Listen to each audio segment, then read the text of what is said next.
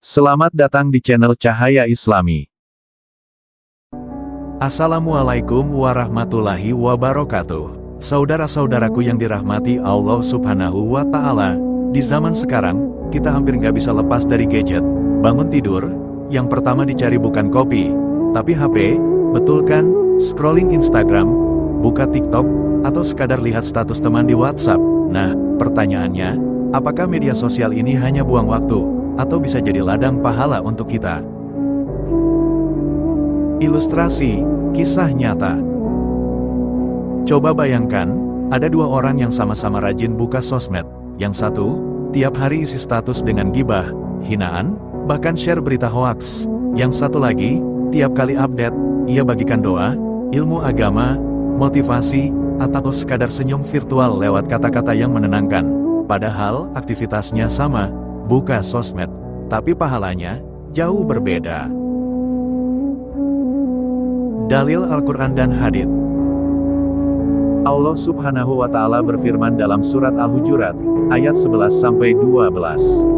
Wahai orang-orang yang beriman, janganlah suatu kaum mengolok-olok kaum yang lain, dan janganlah kamu mencari-cari kesalahan orang lain, serta janganlah menggunjing satu sama lain.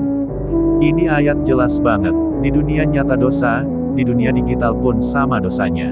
Rasulullah Shallallahu Alaihi Wasallam bersabda, barang siapa menunjukkan kepada kebaikan, maka ia mendapat pahala seperti orang yang melakukannya.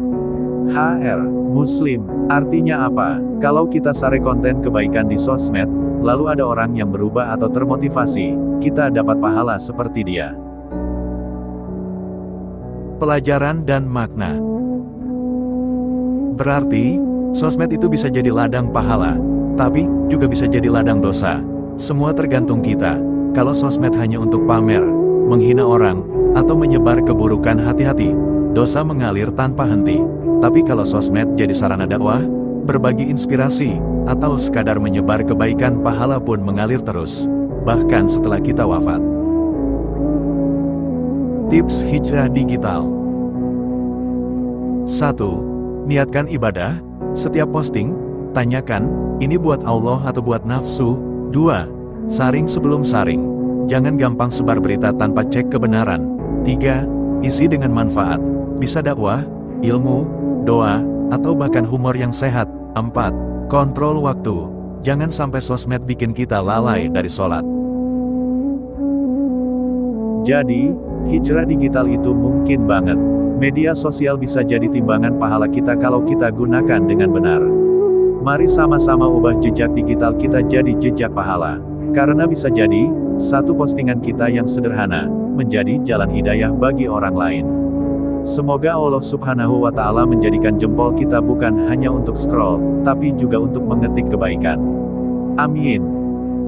Sahabat Cahaya Islami, jangan lupa untuk like, subscribe dan sebarkan kajian ini. Insya Allah, kita lanjut di seri selanjutnya.